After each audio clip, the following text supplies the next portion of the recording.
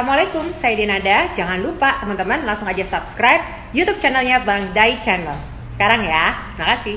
Assalamualaikum warahmatullahi wabarakatuh. Saya Parameter Rusadi. Jangan lupa subscribe Bang Dai Channel. Ini orangnya ada di sini loh. Jangan lupa ya, don't forget Bang Dai Channel, the best.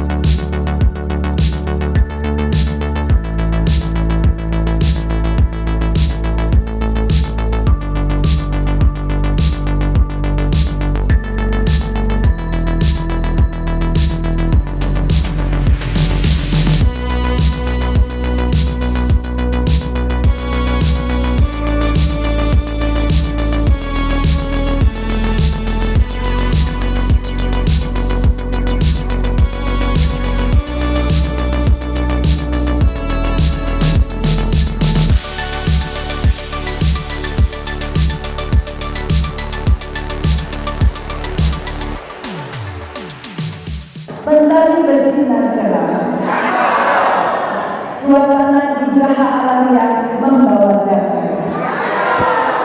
Ramadan hadir membawa berkah. Waktu terbaik membawa. Jangan lupa di subscribe YouTube channelnya Bang Dai Channel, di like dan di komen. Oh, saya Andre Taulani. Jangan lupa subscribe Bang Dai Channel, ya. Oke. Ini buku saku, hadiah buat teman-teman semua. Tapi nanti saya mau ajarin sedikit 1-2 doa yang ada di sini. Ini buku, coba deh dibuka deh di halaman 5. Ini saya selalu baca. Doa untuk melindungi dari segala bahaya. Ini yang ada di sini, doa-doa ini bukan karangan saya, bukan. Tapi ini saya kutip dari hadis-hadis Nabi, ya. Jadi bukan karangan Bang Dai, ya. Bang Perdi, bukan. Ya. Ini hadis-hadis Nabi saya kumpulkan. Di sini buku ini ada bab sholat, ada bab doa. Kalau bab sholat itu kita misalnya niat sholat tahajud, doanya bagaimana, terus juga qashar jamaah, takdim, kita kan suka keluar daerah segala macam. Nah, ini baca di sini. Ada bahasa Arab, ada bahasa Indonesianya, ada bahasa Latinnya. Jadi gampang. Yang kurang lancar bahasa Arab bisa ikutin aja Latinnya, ada artinya. Jadi teman-teman sekalian, kita kan pasti ingin terhindar dari bahaya ya, baik itu bahaya yang misalnya jangan sampailah sekarang musim hujan, ya hujan gede angin, nauzubillah, ada banyak mobil yang kena ketiban pohon atau apa ya. Nah, itu Allah akan kasih kita hindari dari hal-hal yang begitu. Oleh karena itu saya baca sehari 2 kali, paling tidak pada subuh pagi-pagi 3 kali, asar ya, asar 3 kali. An Utsman bin Affan radhiyallahu an qala Rasulullah sallallahu alaihi wasallam ma min abdin yaqulu fi sobahin kulli yaumin wa masain kulli lailatin thalatha marrat fayadurru syai'un. Tidaklah seorang hamba mengucapkan di pagi hari, setiap hari dan sore hari, ya setiap malam sebanyak 3 kali, maka tidak akan ditimpa bahaya apapun. Nah, ini penting. Jadi ntar kita baca sama-sama ya, saya baca duluan, nanti teman-teman ikutin ya. Bismillahirrahmanirrahim. Bismillahilladzi la yadurru ma'asmihi syai'un fil ardi wala fis samai wa huwas samiul alim. Dengan nama Allah yang bersama-samanya tidak ada sesuatu pun yang dapat memberikan mudarat di bumi maupun di langit, dan Dia Maha mendengar lagi Maha mengetahui. Cukup 3 kali, mau lebih banyak, mau baca lebih banyak bagus, ya. Nah, maka kita insya Allah akan terhindar dari bala, ya, yang luar biasa. Nah, ini baca, ajarin anak-anak kita, saudara-saudara kita, orang-orang rumah kita biar dihafal, ya. Satu lagi, coba dilihat di halaman 56, halaman 56. Doa dalam keadaan gelisah, galau, gundah gulana, khawatir. Nah, ibu-ibu akhir bulan biasanya suka gelisah, gundah gulana, ya. Karena suaminya belum kasih bekal, ya. Atau beras, cabai lagi naik. Nah, ya, orang dapur pada bingung, ya. Kita kalau lagi gundah gulana, nah, baca aja ini, ya. Ya Hayyu ya Qayyum bi rahmatika astaghis. Ya, itu kalau misalnya belum bisa panjang itu aja cukup, ya. Tapi kalau kita bisa panjang, ya Hayyu ya Qayyum bi rahmatika astaghis aslih li sya'ni kullahu wa la taqilni ila nafsi tarfata aini, itu lebih bagus lagi. Ya, jadi kalau kita nih gundah nih, UMKM gue laku nggak ya? Baca aja ini, ya.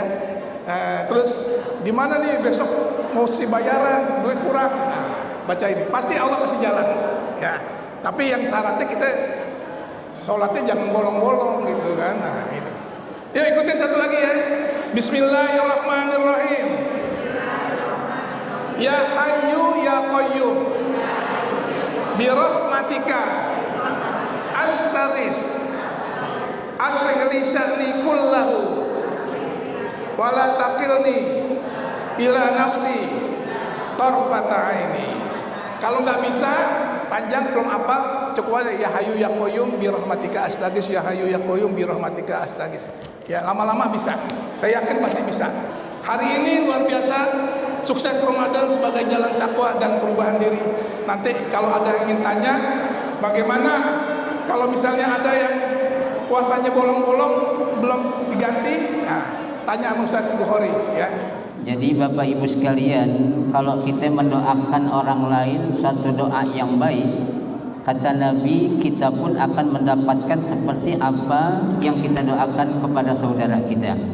Ya, tuh Pak Prof itu akan menjadi jariah Pak Prof. Ya, jariah antum itu nanti sebanyak orang yang membaca dan mengamalkan itu akan menjadi jariah pahala yang terus mengalir. Tuh baca doa, Bu. Ya, karena di zaman sekarang ini, Bu, di kondisi sekarang ini, Bu, tidak ada yang paling dahsyat kecuali apa? Doa. Ya. Senjata yang paling dahsyat, yang paling ampuh, yang paling kuat, ya. Di atas segalanya sekarang apa tuh? Doa. Ya. Makanya Nabi katakan ad-du'a'u silahul mu'min. Tuh. Doa itu adalah apa? Senjatanya orang beriman. Ibu, coba apa yang sedang dialami oleh saudara-saudara kita sekarang di Palestina. Bapak-bapak saya tanya, Bapak mau gak diutus ke Palestina untuk melawan Israel sana? Mau, Pak? Saya yakin ogah, saya juga ogah. Ya. Kenapa? Bukannya kita ogah berjuang, kita juga punya tanggung jawab, kita punya tugas apa? Di keluarga kita itu adalah tugas kita untuk menghidupi mereka, keluarga kita itu. Ya. Nah, kalau kita nggak terjun perang langsung, ya, apa yang kita berikan? Doa kita persembahkan untuk saudara-saudara kita itu. Ya, tadi saya lihat ada doa itu di dalamnya juga. Allahumma ansur ikhwananal muslimina fi Palestin. Ada saya lihat tadi, ya, Allahumma ansur al-mujahidina fi Palestin. Itu ada semua tuh. Ya, itu kita baca, Bu. Ya, kalau kita membacakan doa untuk saudara-saudara kita yang dalam keadaan musibah, ya, maka seakan-akan itu kata Nabi, kutibalahu mislama yujahidu fisabilillah. Ya, Allah akan catat pahalanya sama seperti itu orang apa? Berjuang di jalan Allah Subhanahu wa taala. Ya, tuh sangat-sangat manfaat ini bukunya. Ya, tuh. Baik, guru saya Bapak Profesor Dr. Haji Dailami Firdaus SH LLM MBA untuk menyampaikan satu ya materi yang berjudul ya sukses Ramadan sebagai jalan takwa dan perubahan diri. Sebelum saya menyampaikan tema itu, ya, saya akan mengajak kepada Bapak Ibu terlebih dahulu. Saya mau tanya dulu, Bapak Ibu udah siap bulan menyambut Ramadan? Bapak Ibu sudah siap belum menyambut Ramadan? Insya Allah, ya. Karena kita enggak akan mendapatkan kemuliaan yang ada di bulan suci Ramadan. Kuncinya satu, ya. Kuncinya ada satu. Kalau kita ingin menjadi orang yang sukses Ramadan, ya. Apa itu kuncinya? Yaitu yang pertama, yang satu ini adalah apa? Ma'rifatun nafsi qabla ma'rifatu Ramadan. Bu, kalau kita pengen jadi orang yang sukses di bulan suci Ramadan, kita harus kenal siapa diri kita dulu. Ya. Siapa diri kita yang pertama. Yang kedua, wa ma'rifatu Ramadan, dan kita harus kenal ya apa itu bulan suci Ramadan. Ya. Kenapa? Karena kalau kita enggak kenal ya apa itu Ramadan, kalau kita enggak tahu siapa diri kita sebenarnya, ya, bagaimana kita akan mengambil hikmah-hikmah ataupun manfaat-manfaat yang ada di dalam bulan suci Ramadan. Ya. Seperti kan ada suatu pepatah mengatakan tak kenal maka tak sayang, tak sayang maka apa Bu? Tak cinta maka tak apa-apa. Ya kan? Nah, bagaimana kita akan mengenal Ramadan? Ya, kita akan sayang dengan Ramadan. Kita akan tahu diri kita.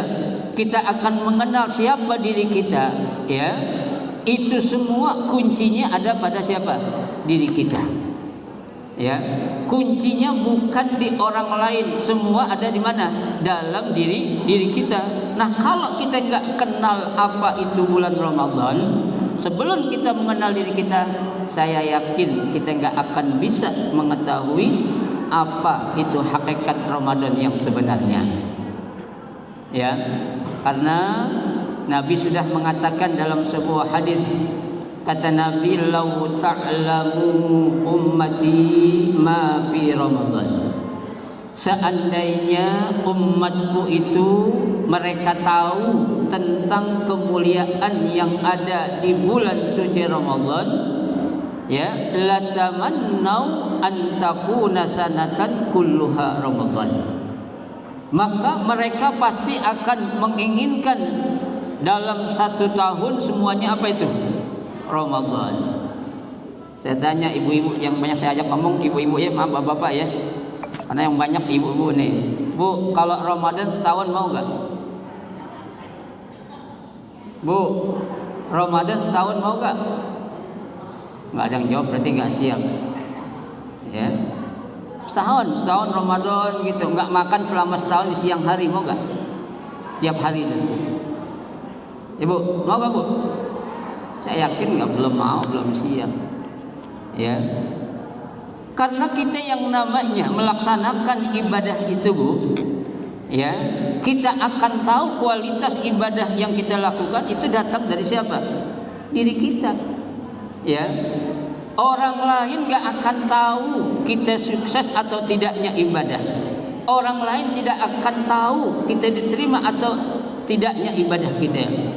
apalagi yang namanya ibadah puasa. Ya. Nah, ibadah puasa itu satu ibadah yang gak akan bisa dijadikan suatu apa? Suatu banggaan. Ya, suatu yang akan kita tunjukkan kepada orang lain kalau kita ini lagi puasa. Ibu-ibu ada di sini mungkin yang rajin ibadah puasa sunnah, ada ya? Bapak-bapak juga ada Pak ya? Ada yang puasa Senin Kamis, ya. Ada yang puasa Ayyamul Bid 3 hari, ya. 13, 14, 15. Ada yang puasa Daud. Ada enggak, Bu? Ada puasa Daud? Hah? Ya. Puasa ada, Bu, puasa Daud. Tapi kalau sholat Daud enggak ada ya. Ada enggak sholat Daud? Enggak ada. Subuh sholat, zuhur kagak. Ya. Tuh, zuhur kagak, asar sholat. Ya, asar sholat, maghrib kagak. Ada enggak sholat Daud? Enggak ada. Ya, yang namanya puasa itu Daud ada, tapi kalau sholat Daud tidak ada. Ya, betul. Nah, ibu-ibu, bapak-bapak, hadirin hadirat sekalian yang saya hormati dan saya muliakan, ya, mengenai ya Ramadan sebagai jalan takwa dan perubahan diri. Di sini ya ada hal yang memang perlu kita akan kaji. Ya. Sama-sama kita tahu bahwasanya hakikat sukses Ramadan ya atau tujuan kita melaksanakan ibadah di bulan suci Ramadan, tujuannya apa? Agar kita menjadi orang yang bertakwa. Ya, ini sesuai di dalam Al-Quran surah Al-Baqarah ayat 183. Allah katakan Bismillahirrahmanirrahim, ya ayyuhalladzina amanu kutiba alaikumus siyamu kama kutiba alal ladzina min qablikum. Apa akhirnya? La'allakum tattaqun. Ya. Apa sih takwa itu, Bu? Ya, kenapa kok tujuan akhir dari kita melaksanakan ibadah itu agar kita menjadi orang yang bertakwa? Ya, bukannya sholat dijadikan tujuan agar kita jadi takwa. Ya, bukannya zakat ya dijadikan tujuan kita agar menjadi orang yang bertakwa. Bukannya silaturahim atau bukan yang lainnya. Akan tetapi ibadah puasa lah yang dijadikan sebagai barometer seseorang akan menjadi takwa atau tidaknya. Ya. Karena dalam ibadah puasa itu, Bu, Allah Subhanahu wa taala dalam hadis kursi sudah jelaskan, kullu amal ibni adam lahu, kata Allah. Semua amal ibadah yang dilakukan oleh manusia lahu, itu akan kembali kepadanya atau baginya. Ya. Allah katakan illa shaum, kecuali puasa. Ya. Apa itu puasa? Ya. Fa innahu li wa ana ajzi bihi. Kata Allah tuh. Ya, sesungguhnya puasa itu akan kembali kepadaku dan aku juga yang akan apa? Akan memberikan ganjarannya langsung kepada orang-orang yang berpuasa. Ya, Bu. Ya, itu hanya satu-satunya ibadah puasa. Tidak ada ibadah-ibadah yang lain.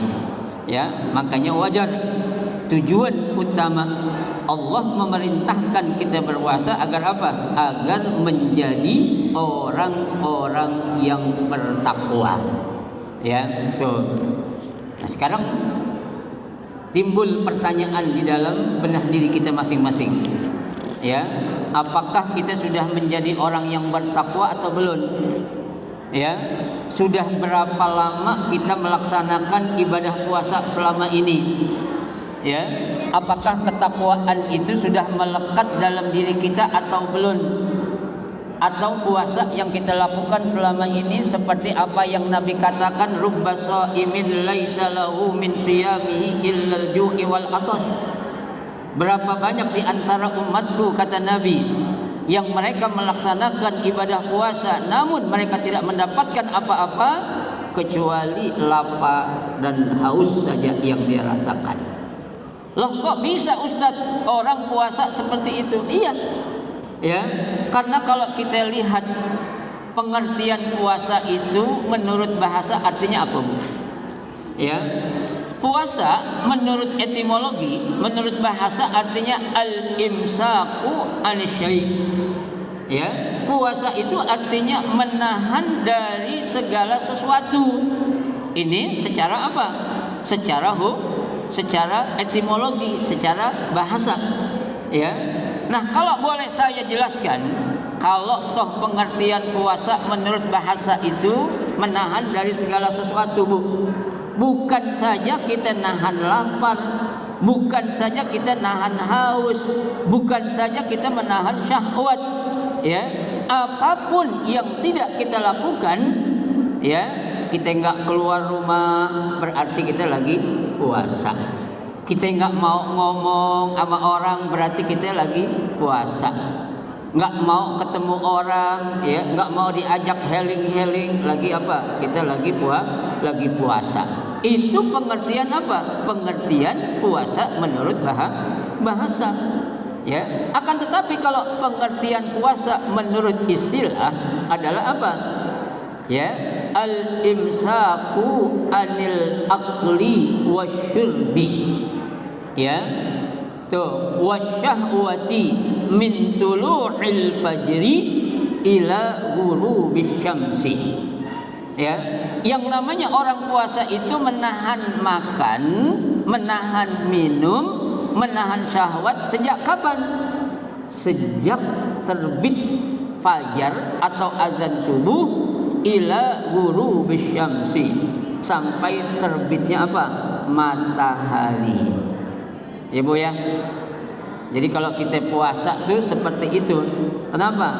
Ya, ada ketentuan waktunya itu maksus, ya, secara khusus, dan juga apa? Orangnya juga orang khusus, ya, yang diwajibkan untuk berpuasa. Ya, karena kalau hanya sekedar kita nggak makan, kita nggak minum, kita nggak menuruti syahwat kita, jangankan kita, Bu, ya, Bapak sekalian, hewan atau binatang bisa nggak kita perlakukan suruh puasa? Bisa nggak? Bisa. Ya, kita punya piaraan di rumah nih, ya, kucing contohnya, atau kambing atau apa aja, itu binatang piaraan kita nggak kasih makan, nggak kasih minum, ya, nggak kasih kawin, berarti itu piaraan kita lagi ngapain? Lagi puasa. Ya, itu kalau puasa hanya diartikan sebagai apa? Kita menahan lapar dan haus saja. Ya, itu yang pertama. Kemudian yang kedua, ya, Ramadan sebagai momentum perubahan. Ya, perubahan apa? Kalau dalam bahasanya itu adalah transformasi kita.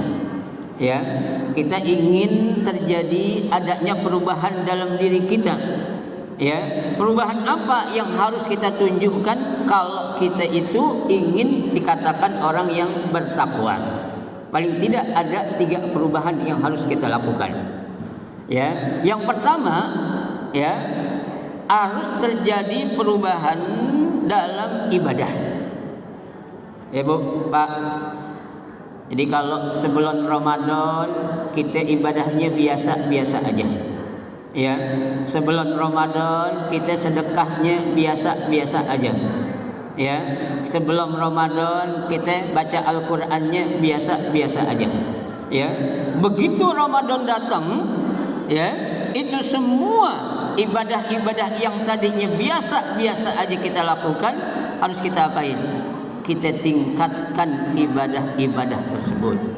Ya, yang biasanya kita sholat tahajud cuma 2 rakaat, tambahin jadi 4, ya, tambahin jadi 6, tambahin jadi 8, tambahin jadi 12, mungkin ada yang sampai 30 rakaat.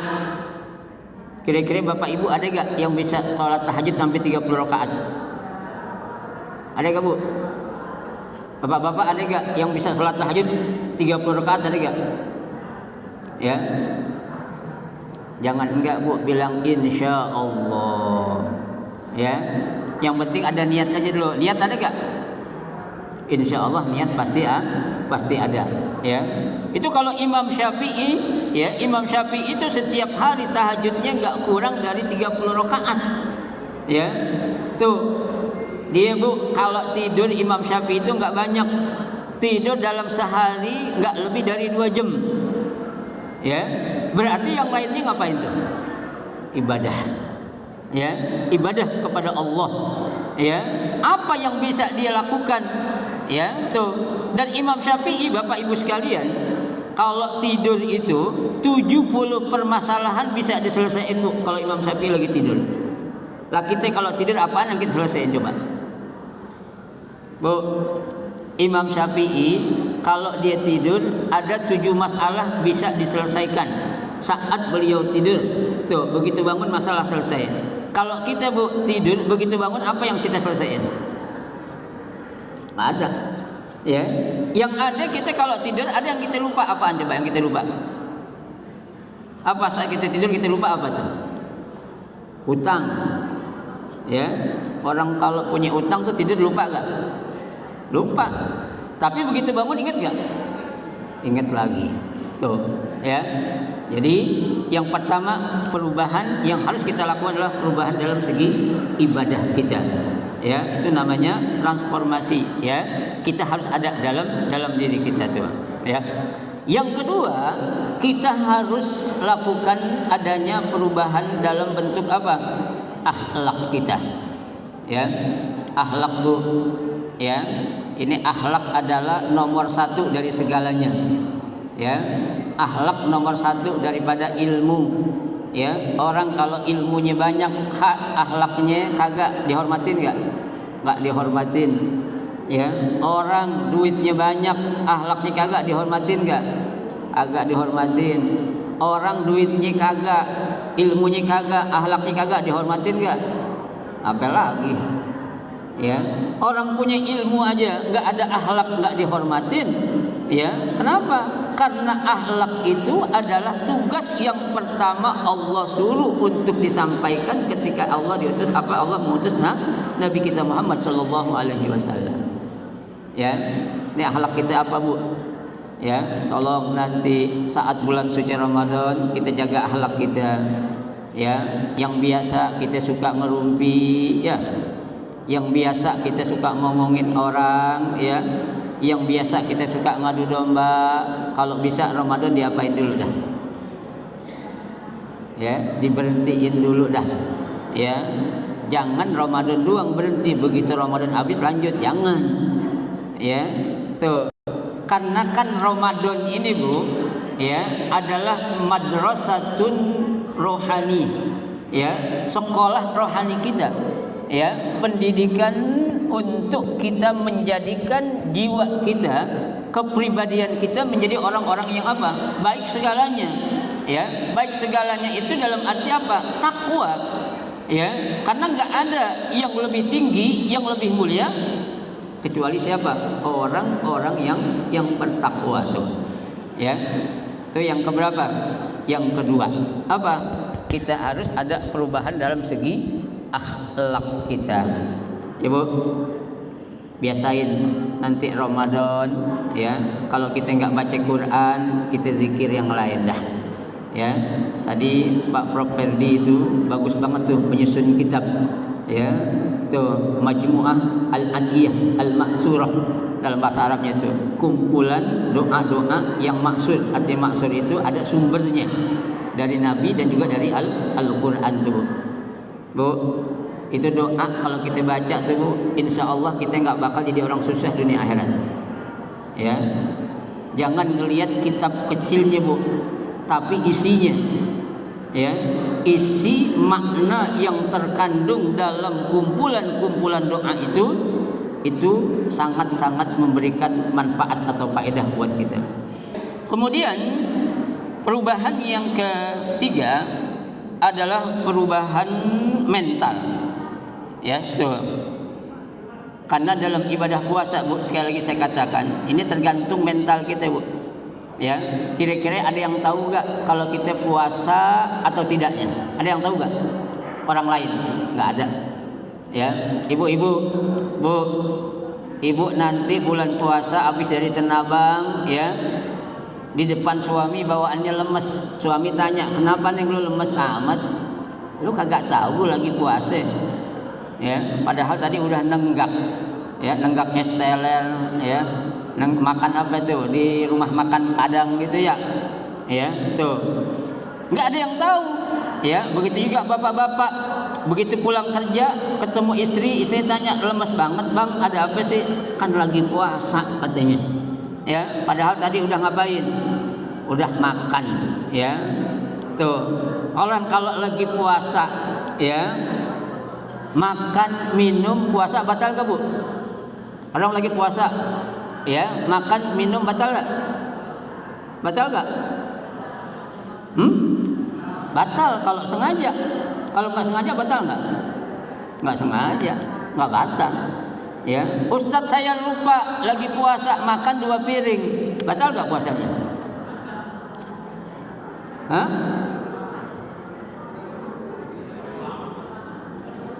Saya lupa Ustadz, udah selesai baru, oh iya lagi puasa, batal nggak?